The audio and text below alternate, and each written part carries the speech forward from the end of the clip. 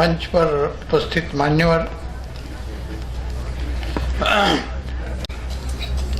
मैं मेरा सौभाग्य समझता हूं कि मुझे मास्टर मानसिंह जी के साथ, कि जो बाबा साहब जी के साथी थे, करीबी साथी थे, उनके साथ बैठने का अवसर मिला। यहाँ जो भी बहुत बड़े बड़े नेतागण उपस्थित हैं, हमारे दोस्त, अभी अभी जो मेरे दोस्त बने हैं, सुबचन राम जी, ताताराम मेहना साहब, पिता और मेरे साथियों, मैं अच्छा वक्ता नहीं हूँ और मेरी हिंदी भी इतनी अच्छी नहीं है, फिर भी जो भी हकीकत है वो मैं बताने की कोशिश करूँगा, जिस तरह से मैं बता पाऊँ। जो बताऊँगा वो हकीकत है, इतना समझ लीजिए। अभी बहुत जोशपूर्ण भाषण हुए हैं, उसमें मेरा भाषण आपको कितना अच्छा लगेगा मुझे पता नहीं। जो आज विषय दिया गया है, जैसे कि अभी राम जी ने बताया कि मैं विषय, किसी भी विषय पे मैं बोल सकता हूँ। मैं सचमुच थोड़ा हटकर ही बोलूँगा, जो भी मैं बात करूँगा। थोड़ा सा एडजस्ट कर सकते हैं क्या? है यार, अभी ठीक है ना? और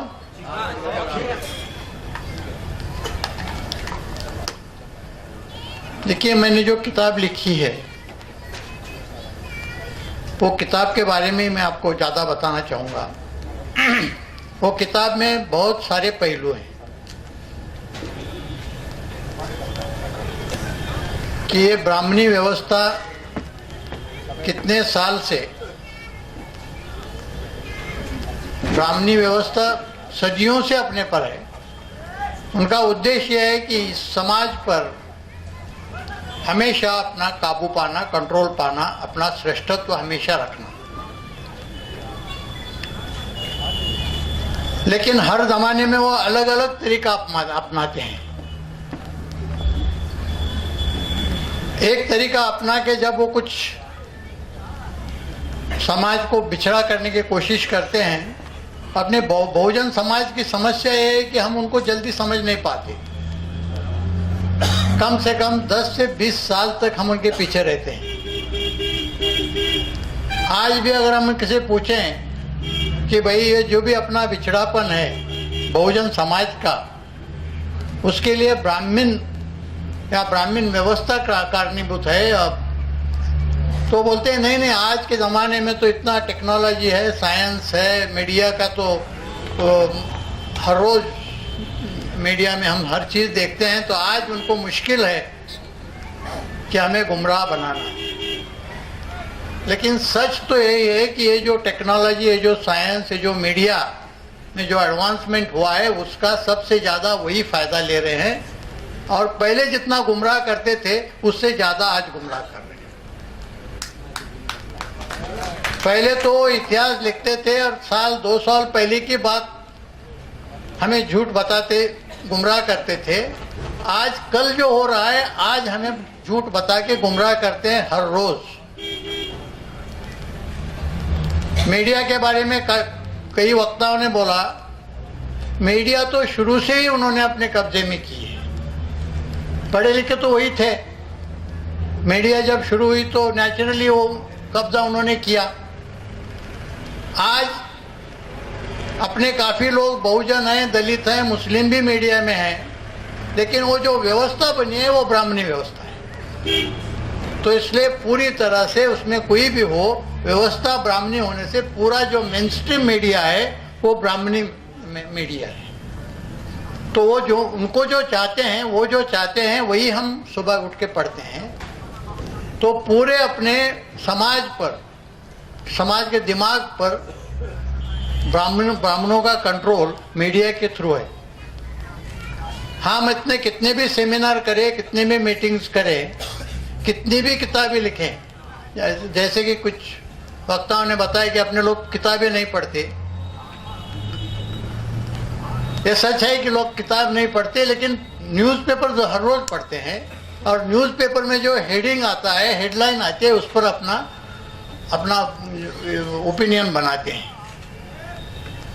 ब्राह्मणों ने दो चीजों पर बहुत अच्छी तरह से कब्जा किया है, एक है मीडिया और दूसरा है आईबी, जो कि अभी राम जी ने बताया कि आईबी ने पूरा गवर्नमेंट पर कब्जा किया है। तो आईबी ने गवर्नमेंट के दिमाग पर कब्जा किया है, मीडिया ने पूरे आवाम के दिमाग पर कब्जा किया है, और दोनों भी ब्राह्मणी व्यवस्था है। तो इन शॉर्ट आज भी ब्राह्मणों ने अपने दिमाग पर कब्जा किया है, हम आज भी उनके गुलाम हैं। मेरे किताब में मैंने बताया आपको, मैंने बहुत सारी चीज़ें बताई हैं, बहुत सारे पहलू हैं। गुरनाम सिंह जी ने बताया कि उन्होंने पहला रिव्यू लिखा था, मुझे पता नहीं कौन से पहलू पर उन्होंने लिखा था, मैंने पढ़ा नहीं है उनका रिव्यू, लेकिन मैं सिर्फ आपको एक जो मेरे बुक का टाइटल है कि हु किल्ड करकरे, इस संबंध में थोड़ा बताना चाहूंगा कि हु किल्ड करकरे एक सब्जेक्ट से आपको पता चलेगा कि हमें कितना गुमराह किया जा रहा है। आज आप किसी आम आदमी को पूछेंगे, वो चाहे हिंदू हो, मुस्लिम हो, ओबीसी हो, एससी हो, एनटी हो, कि भाई बॉम्बे का जो अटैक हो गया 26/11 का, वो किसने किया, और हेमंत करकरे की हत्या किसने की, तो हर एक कोई बताएगा अजमल कसाब ने की। अजमल कसाब, और अजमल कसाब को जो फांसी चढ़ाई गई तो मुस्लिम लोगों ने भी अपने अपने इलाके में पेड़े बांट दिए, मिठाई बांटी। उनको पता नहीं है कि सच क्या है। मेरे किताब में मैंने जो सच लिखा है, तो अभी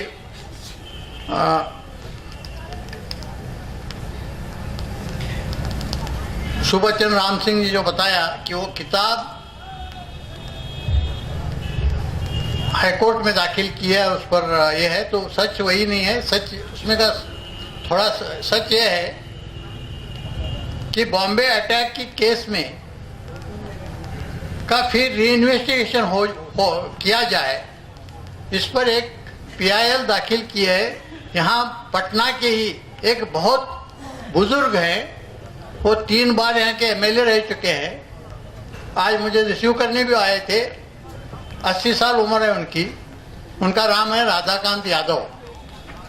राधाकांत यादव जी ने मेरे बुक के आधार पर एक याचिका हाईकोर्ट में दाखिल की है और कहा है कि ये बुक में लिखा है ये सच है, फिर पुलिस ने जो इन्वेस्टिगेशन किया है वो झूठ है। तो इसलिए इस पुस्तक के आधार पर, इस बुक के आधार पर इस पूरे केस का रीइन्वेस्टिगेशन किया जाए। तो उनकी 50 पेज की वो पिटीशन है। तो हाईकोर्ट ने government of India, Maharashtra government और बॉम्बे पुलिस को नोटिस देके उसको जवाब मांगा है।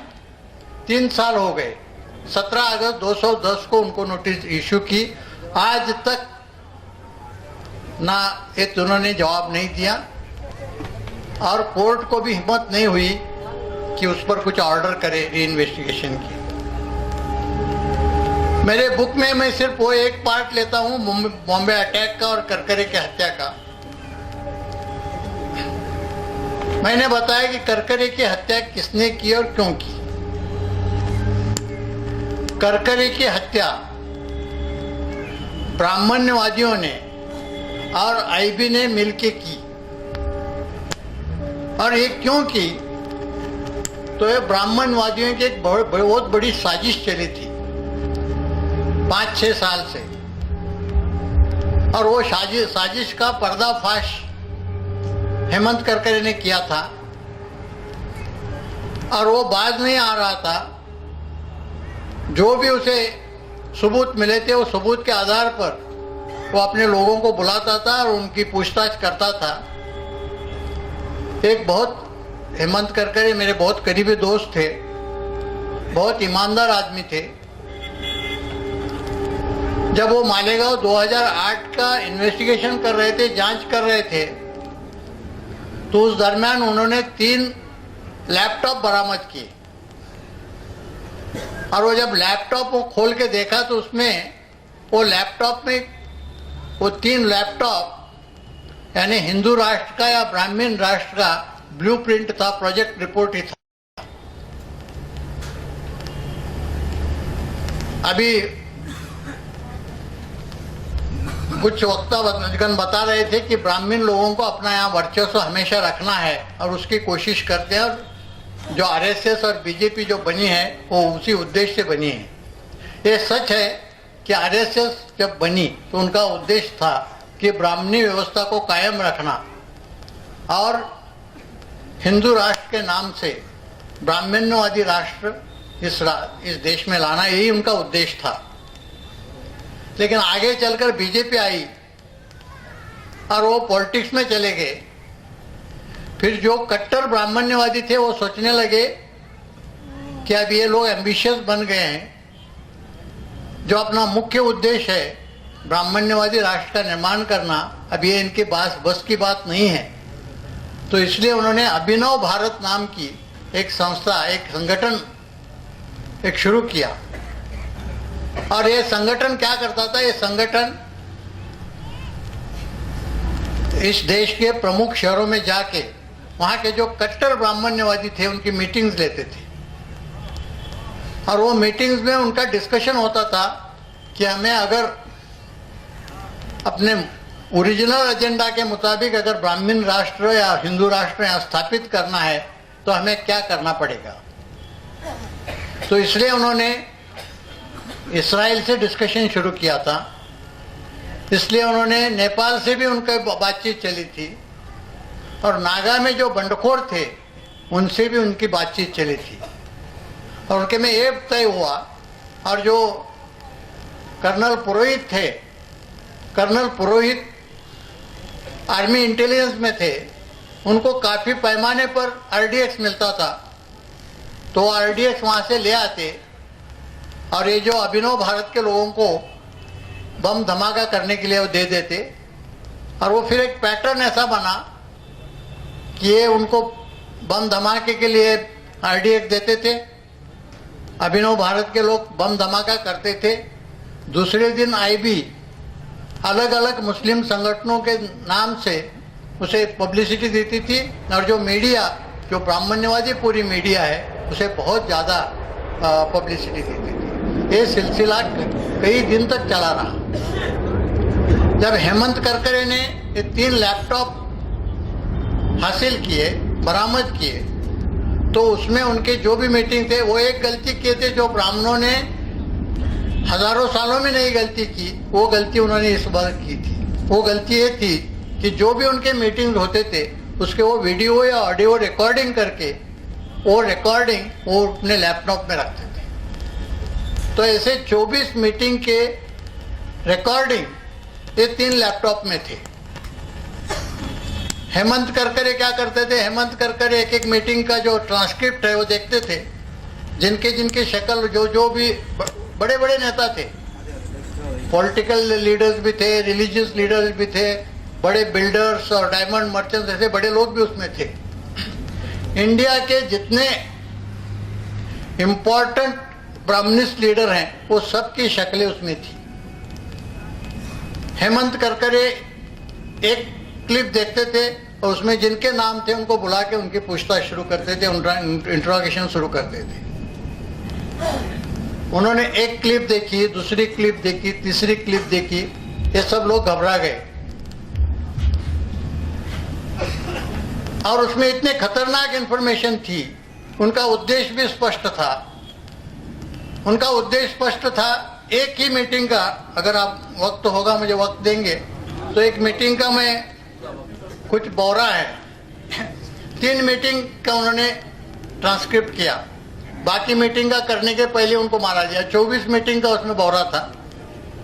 3 मीटिंग का ट्रांसक्रिप्ट करके वो इंक्वायरी कर रहे थे, तब तक बॉम्बे अटैक हो गया और उनको मारा गया।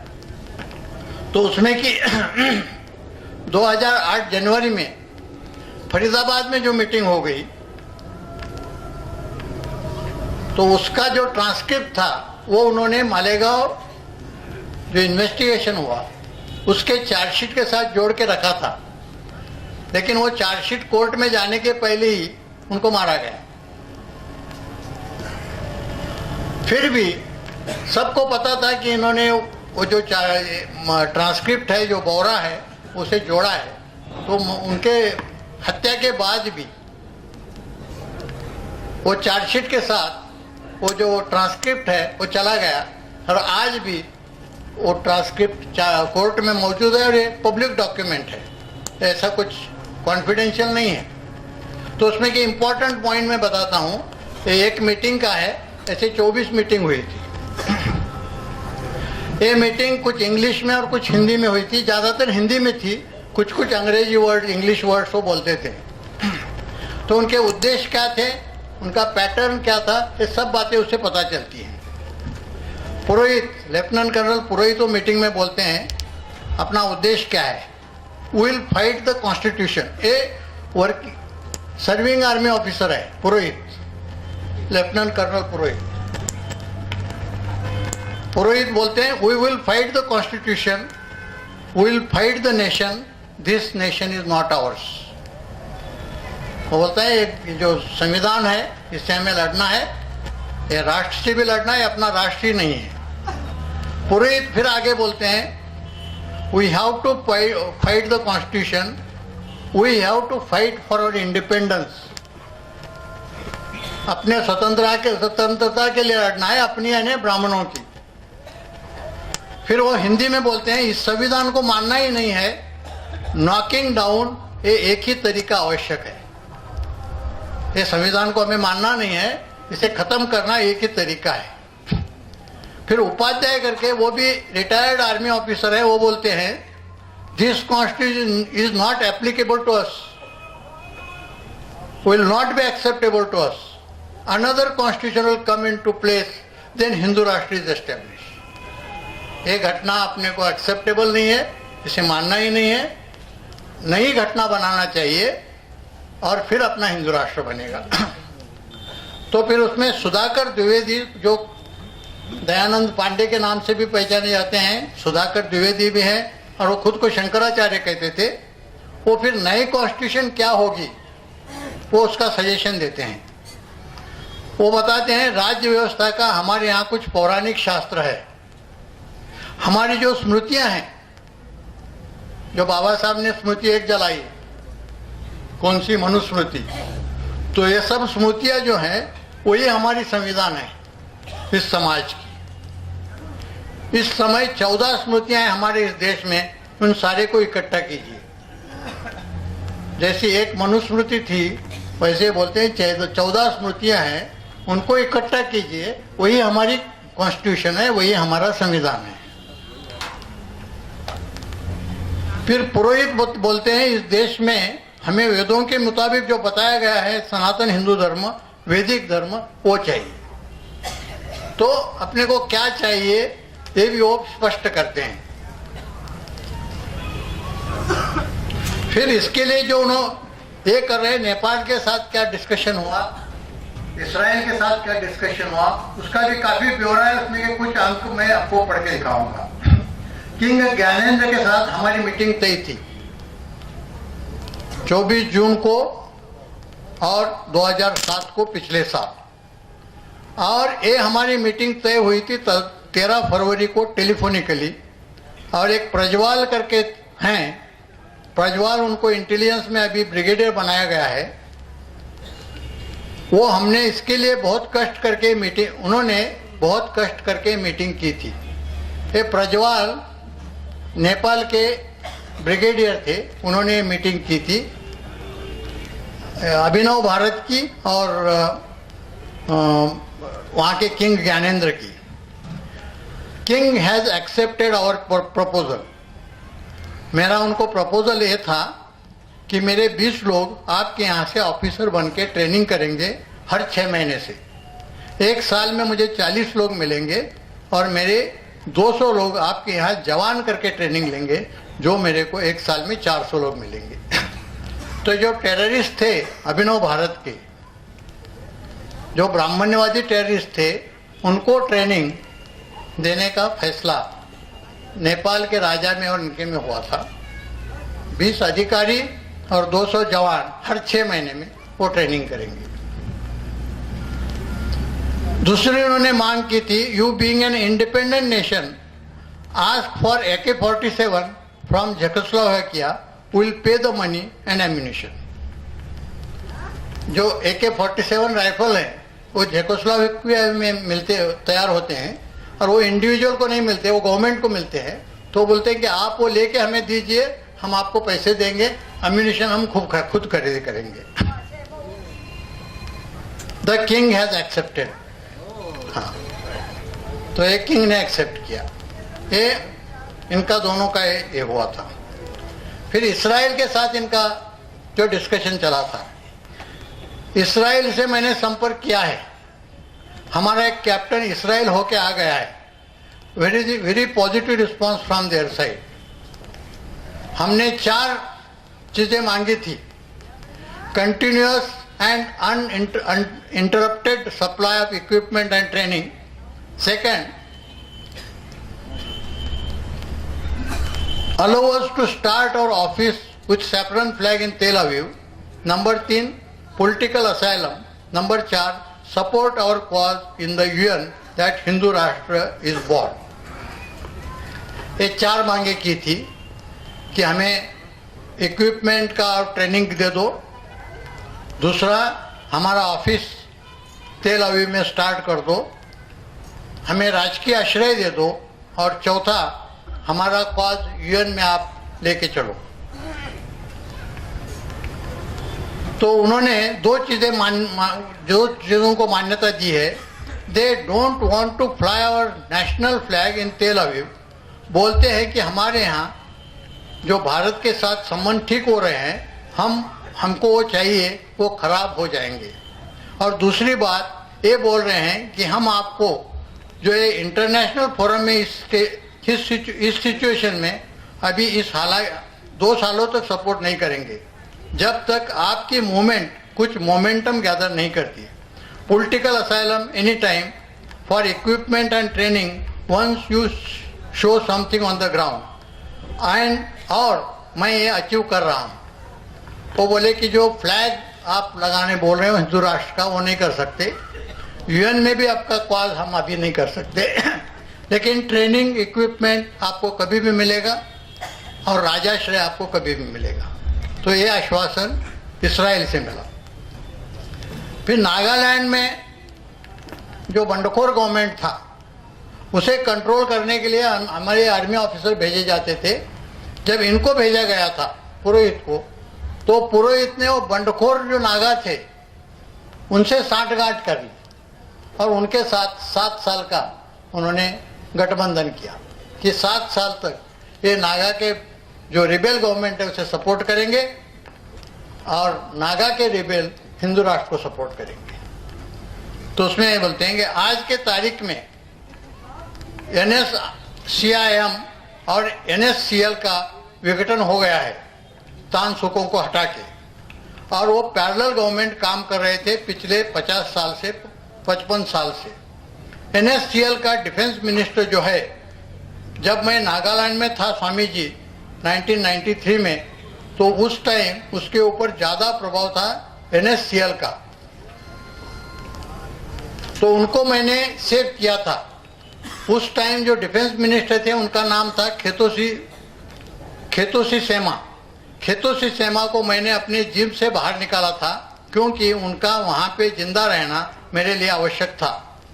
ये व्यक्ति के साथ हमने पुनर्स्थापित संबंध किए हैं स्वामी जी, और रायकर जी के वजह से ये फैक्शन जो आज मिनिस्टर ऑफ डिफेंस ने ये मान लिया है कि अगले 7 साल के लिए उसे संधि करके रखेंगे और उनको हम तकलीफ नहीं देंगे, और इस साल 7 का अनकंडीशनल सपोर्ट हमने एक्सेप्ट कर लिया है। तो ये नागा जो रिबेल्स थे उनके साथ उनका संगठन हुआ था। तो ये बातें ये सब कर रहे थे। ये मैं एक इसलिए बता रहा हूँ कि इसमें कितनी इम्पोर्टेंट चीजें थी। फिर जो ये बातें हैं 2008 की, 2005 से 2008 तक जो भी बम धमाके होते थे और मुस्लिमों पर उसका ब्लेम लगाया जाता था, तो वो बम धमाके कोई मुस्लिम या कोई बाहर के आगे नहीं करते थे, खुद ही करते थे। ये भी उन्होंने इसमें मान लिया है। उपाध्याय, मेजर उपाध्याय बोलते हैं जैसे हैदराबाद के मस्जिद में हुआ था और जगह लोगों ने किया, तो यह कोई ISI वाला आके नहीं कर रहा था, इस दौरान में अपना ही कोई आदमी था। मैं अपनी जानकारी के तौर पर यह कह सकता हूं कि ये व्यक्ति कौन था। वो था या नहीं ये मैं नहीं जानता, वह कर्नल बताएंगे, लेकिन मुझे ऐसा लगता है कि कर्तव्य के लिए तो ये करना जरूरी है। एग्जाम्पल देना तो ठीक सही नहीं है, लेकिन खालिस्तान मूवमेंट नरम पड़ने का एक कारण यह भी है कि इंदिरा गांधी के मरने के बाद लोगों का या हिंदुओं का गुस्सा था वो इतना फूटा कि लोगों ने सिखों को पकड़ पकड़ के पीटा। इनको बताने का ये है कि भाई ये जो भी कुछ बम ब्लास्ट हो रहे हैं ये अपने ही लोग कर रहे हैं। मुझे पता नहीं कि ये कौन लोग कर रहे हैं, कि किसी ने कौन सा बम ब्लास्ट किया है, लेकिन ये कर्नल बताएंगे, बिकॉज ये कर्नल ये सब मैनेज करते थे। लेकिन बोलता है कि ये करना जरूरी इसलिए है कि जैसा इंदिरा गांधी के हत्या के बाद हिंदुओं का गुस्सा इतना फूटा कि उन्होंने सिखों को पकड़ पकड़ के पीटा, तो उसी तरह मुस्लिम के खिलाफ ऐसा एटमॉस्फेयर करना है, ऐसे हालात पैदा करने हैं कि उनको भी इसी तरह से पीटा जाए, और एक बार ऐसा अराजक आ जाए तो हमें टेक ओवर करना आसान पड़े। तो एक ये है। आगे वो ये बताते हैं कि इसके बीच में जो भी आएगा उसे मार दिया जाएगा। पुरोहित बोलते हैं जो व्यक्ति इस पूरे की बाधा डालेगा उसको सिर्फ निष्कासित नहीं किया जाएगा, उसको उड़ा दिया जाएगा, ही शुड बी किल्ड। तो ये इनका जनवरी 2008 का है। जो करकरी की हत्या हुई वो इसी पॉलिसी, उसके पहले का ये पॉलिसी डिसीजन है उनका। तो मैं इसलिए बताया था, पढ़ के दिखाया कि भाई एक मीटिंग का इतने अपनी कोई इंफॉर्मेशन है, ऐसे 24 मीटिंग हुए थे। बाकी मीटिंग के जो क्लिप्स थे कहाँ गए आज तक पता नहीं। 3 मीटिंग जब हो गए तब तक बॉम्बे अटैक हो गया और उसमें करकरे मारे गए। ये बात कब की है? ये नवंबर पहले 2 वीक्स, यानी अक्टूबर एंड और नवंबर की पहले 2 वीक्स 2008 के, इसमें ये सब इन्वेस्टिगेशन चला था। लेकिन जब करकरे नहीं मान रहे थे, जब करकरे को हर तरह का प्रेशर लाया फिर भी वो नहीं मानते थे, तो फिर IB ने और अभिनव भारत की जो कुछ कट्टर ब्राह्मण्यवादी लोग हैं उन्होंने फैसला किया कि अभी इसमें एक ही रास्ता है कि करकरे को उड़ा दिया जाए। जब ये सोच रहे थे तभी 18 नवंबर को अमेरिका के एक इंटेलिजेंस एजेंसी ने अपनी जो फॉरेन इंटेलिजेंस एजेंसी है रॉ, उसको इंफॉर्मेशन दे दी कि LET की एक बोट, LET के कुछ अतिरेकी बॉम्बे के कुछ होटल्स पर अटैक करने के लिए निकल चुके हैं और 4-5 दिन में वो पहुंच जाएंगे। इसका कारण यह था कि सितंबर 2008 में कराची के मेरियट होटल पर बम ब्लास्ट हुआ था और LET को और पाकिस्तान के ISI को शक था कि यह बम ब्लास्ट हिंदू अपने भारत ने करवाया, तो उसका बदला लेने के लिए ये वहां से निकल चुके थे। और ये पक्की इंफॉर्मेशन थी कि 18 तारीख को वहां से निकल चुके। तो जो इंफॉर्मेशन देते समय उन्होंने सिर्फ सिंपल ऐसी वेग इंफॉर्मेशन नहीं दी, उन्होंने उसके अक्षांश और रेखांश भी बताए, लॉन्गिट्यूड और लैटिट्यूड, कि इस वक्त बोट इस लॉन्गिट्यूड और लैटिट्यूड पे है और कराची से 29 किलोमीटर जा चुकी है और 5 दिन में वो पहुंच जाएगी और बॉम्बे के होटल्स पर अटैक करेगी। ये जो इंफॉर्मेशन है, ये इंफॉर्मेशन रॉ ने, रॉ का जो रॉ इंटेलिजेंस एजेंसी है, खुफिया एजेंसी है, लेकिन उनका काम इंटरनेशनल आउटसाइड द कंट्री है। तो उन्होंने बताया ये तो इंटरनल मामला है, ये हमारा सब्जेक्ट नहीं है। तो उन्होंने दूसरे दिन यानी 19 तारीख को ये इंफॉर्मेशन आईबी को दे दी। आईबी जो इंटरनल सिक्योरिटी के लिए रिस्पॉन्सिबल है, लेकिन रॉ को ये पता नहीं था। रॉ में भी ग्रामीण एलिमेंट्स काफ़ी हैं, लेकिन रॉ को ब्राह्मणों ने पूरी तरह कब्जा नहीं किया है रॉ का, कि जितना आईबी में किया है। उन्होंने आईबी को बताया कि भाई ये बोट निकल चुकी है और 5-6 दिन में बॉम्बे के कुछ होटल्स पर अटैक करने वाली है, तो आप जो भी है वो उसका इंतजाम कीजिए। लेकिन रॉ को कुछ शक आया कि भाई ये जो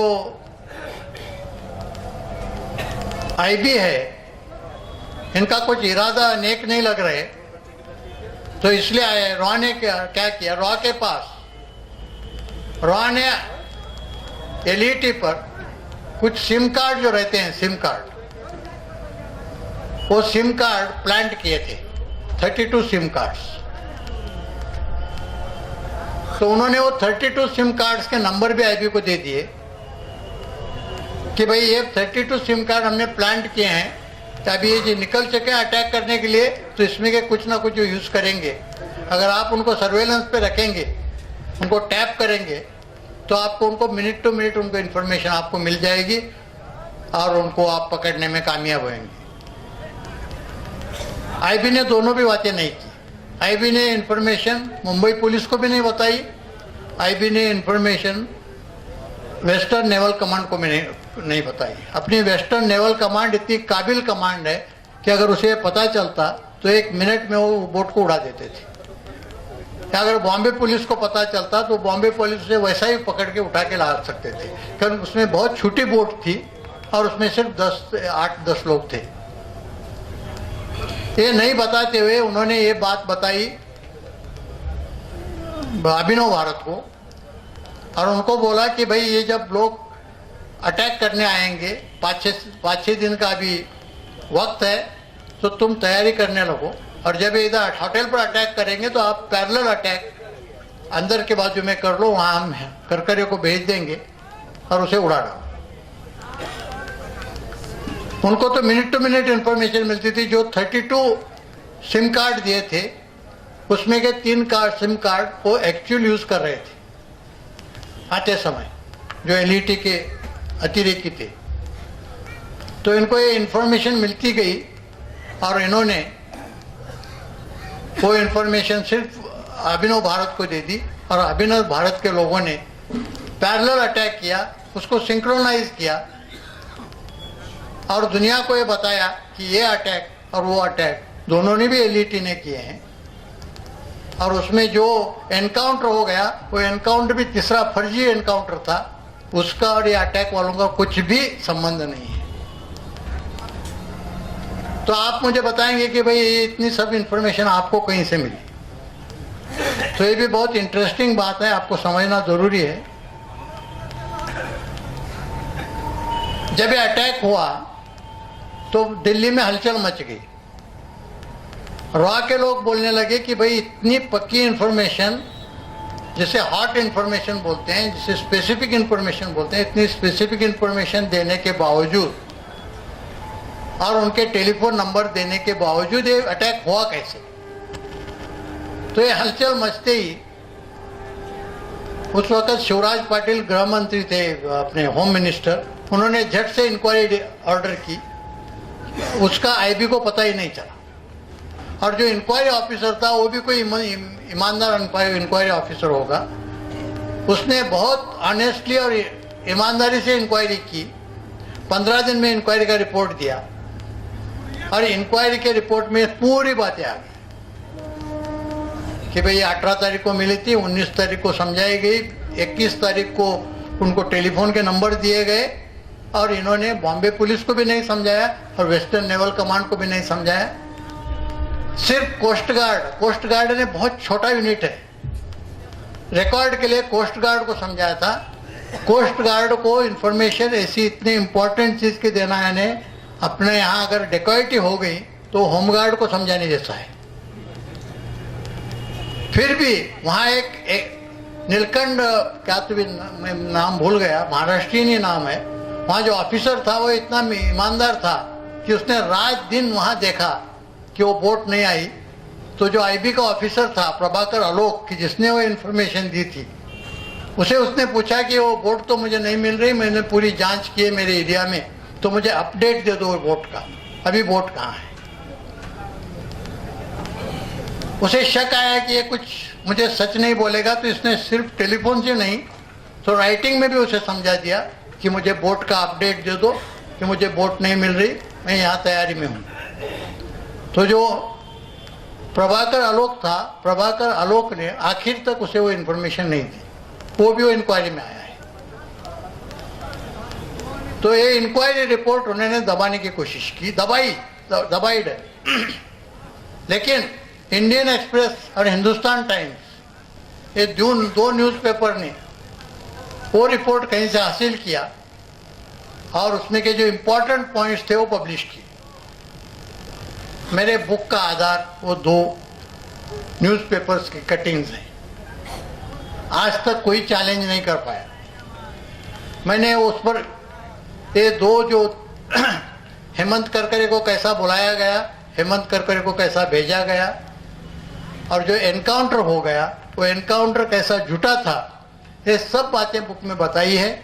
और इसी बुक के आधार पर, इसी पॉइंट के आधार पर राधाकांत जी यादव जो है उन्होंने वो पीआईएल की है और उसे जवाब आज तक नहीं दे पाए और गवर्नमेंट भी आज तक उस पर कुछ नहीं बोल रही और कोर्ट भी उस पर, कोर्ट का भी हिम्मत नहीं हुई कि उस पर कुछ ऑर्डर करे। अगर कोर्ट के ऑर्डर एक हफ्ता पर भी अगर उसे जवाब नहीं देता तो कोर्ट एडवर्स इन्फ्रेंस निकाल के अपनी ऑर्डर देता है, लेकिन आज तक इस पर ऑर्डर नहीं हुई। फिर राधाकांत यादव जी ने जब अजमल कसाब की आखिर लास्ट जो अपील था सुप्रीम कोर्ट में पेंडिंग था, तब राधाकांत यादव ने वहां ट्रांसफर एप्लीकेशन किया। उन्होंने कहा कि भाई जिस आधार पर अजमल कसाब को फांसी दी है नीचे के कोर्ट ने और हाई कोर्ट ने जिसे कंफर्म किया है और जिसका अपील आपके सामने शुरू है, उसी इन्वेस्टिगेशन को मैंने चैलेंज किया हाई कोर्ट में। हाई कोर्ट ने उसका सीरियस कॉग्निजेंस लिया है, गवर्नमेंट को नोटिस जारी की है, गवर्नमेंट ने आज तक जवाब नहीं दिया और उसी इन्वेस्टिगेशन के आधार पर आप पर अपील डिसाइड करने जा रहे हो। तो अभी मैं ट्रांसफर एप्लीकेशन कर रहा हूं, आप एक तो मेरा पीआईएल इधर ट्रांसफर कीजिए और वो जो अपील है वो अपील के साथ उसकी सुनवाई कीजिए, या आप रुकिए, पीआईएल का डिसीजन होने दो, फिर आप अपील की सुनवाई कीजिए। सुप्रीम कोर्ट ने बहुत इंटरेस्टिंग उसमें स्टेप ली। मैं किसी भी कोर्ट को या किसी जज को बोलता हूं तो बोलते हैं ऐसा तो हो ही नहीं सकता। मैं बोला हो गया। सुप्रीम कोर्ट ने क्या किया, राधाकांत जी यादव का जो ट्रांसफर पिटीशन था वो अपील को जोड़ दिया और उसकी सुनवाई नहीं की। और अजमल कसाब का अपील डिसमिस करते समय एक ही लाइन लिखी कि in view of this judgement the transfer petition is dismiss. अरे जो ट्रांसफर पिटीशन तुमने इधर लाया ही नहीं, बुलाया भी नहीं, उसकी सुनवाई नहीं की और कैसे डिसमिस किया। तो ये बहुत सीरियस उनका लैप्स है। मैंने बुक में रिपीटेडली कहा है कि ये करकरे की हत्या, ये ब्राह्मण जो ब्राह्मण्यवादी हैं उन संगठनों ने और आईबी ने मिलके किया है। आज भी सुप्रीम कोर्ट का जजमेंट होने के बाद भी हर लेक्चर में मैं कह रहा हूं कि मैं जो कहता हूं वो सच है, लेकिन ना तो मेरे कोई किताब पर कोई बैन लाता है, ना मुझ पर कोई एक्शन लेता है। अगर ये दोनों भी नहीं कर सकते, यानी इसमें कि कौन सी भी बात करेंगे तो सब पूरा सच सामने आ जाएगा। तो करकरे को इसलिए उन्होंने मारा कि अगर करकरे को नहीं मारते तो ये ब्राह्मण्यवादी संगठनों का जो भी साजिश चली थी एंटी नेशनल, जिन्हें हम जो खुद को राष्ट्रभक्त कहते हैं, वो एक नंबर के राष्ट्रद्रोही हैं, देशद्रोही हैं, ये उसमें साबित होता था। और ये अटैक करने के लिए जो भी 200 लोग मारे गए, उसके लिए सबसे ज्यादा आईबी जिम्मेदार है। आईबी ये देश की सबसे बड़ी या सबसे अहम, बोलो सबसे इंपॉर्टेंट खुफिया एजेंसी है। राजीव गांधी ने तो बोला था कि IB is the first line of our defence. अगर ये फर्स्ट लाइन ऑफ डिफेंस इतनी देशद्रोही है, वो अतिरेकों को अंदर आने देती है और इतनी हत्या करने के लिए कारणीभूत है, तो ये कैसी एजेंसी है? तो ये पूरी तरह से आईबी ने अपने को कंट्रोल करके रखा है। आईबी आज लोग बोलते हैं कि आरएसएस है, बीजेपी है, ब्राह्मणवादी संगठन है। मैं तो उनको नहीं समझता। आज ब्राह्मणवादियों का प्रतिनिधित्व और नेतृत्व कौन करती होगी? तो आज आईबी करती है। तो आईबी को कोई भी पूछता नहीं। पूरी गवर्नमेंट उनके हाथ में है, जुडिशरी भी उनसे डरती है, पार्लियामेंट में उनके खिलाफ क्वेश्चन भी नहीं पूछा जाता। एक संगठन ऐसा है कि उसका ऑडिट भी नहीं होता। राष्ट्रपति भवन का ऑडिट होता है, प्राइम मिनिस्टर के ऑफिस का ऑडिट होता है, हर डिपार्टमेंट का ऑडिट होता है, लेकिन आईबी का ऑडिट नहीं होता। और उनके पास इतना पैसा है, अकाउंटेड मनी, कि आप कभी इनकम टैक्स के लोग अपने साथ हैं, उनको पता होगा कि एक मेरे रैंक का ऑफिसर है, जॉइंट डायरेक्टर आईबी करके, आईजी रैंक का ऑफिसर होता है। उसका जो अनअकाउंटेड जो फंड्स हैं वो 800 करोड़ के हैं एक साल में, कि उसे उसका कुछ भी अकाउंट नहीं देना पड़ता, सिर्फ एक सर्टिफिकेट देना पड़ता है कि spent for such and such purpose, बस। तो ये एकमेव संगठन है कि जिसका ऑडिट नहीं होता। ये एकमेव संगठन है कि जो पार्लियामेंट्री जो कमिटीज है वो किसी भी पार्लियामेंट कमेटी के अंडर नहीं आता। ये एक ही संगठन है कि जिसके खिलाफ लोकसभा में या राज्यसभा में कोई क्वेश्चन भी नहीं पूछा जा सकता। तो आज ये सबसे खतरनाक संगठन कौन सा है? तो आईबी हुआ है। और आईबी आज क्या कर रही है? आईबी अपना कंट्रोल हमेशा रखने के लिए, आप लोगों को पता नहीं होगा, टेलीफोन ट्रैपिंग का अनरिस्ट्रिक्टेड पावर्स उन्होंने अपने पास लिए। 2011 में उन्होंने पहला प्रपोजल डायरेक्टर ऑफ टेलीकम्युनिकेशन को भेजा कि जितने भी सर्विस प्रोवाइडर कंपनीज हैं टेलीकम्युनिकेशन के, वो सबको लिखा जाए कि हमें जो भी चाहिए, जो भी टेलीफोन हमें इंटरसेप्ट करना है या जो भी ईमेल इंटरसेप्ट करना है या स्काइप इंटरसेप्ट करना है, तो वो इमीडिएट हमें अवेलेबल किया उन्होंने करना चाहिए। डायरेक्टर ऑफ टेलीकम्युनिकेशन ने उनको लिखा कि उनको लिखने की जरूरत नहीं है, हम खुद ही वो सॉफ्टवेयर तैयार कर सकते हैं।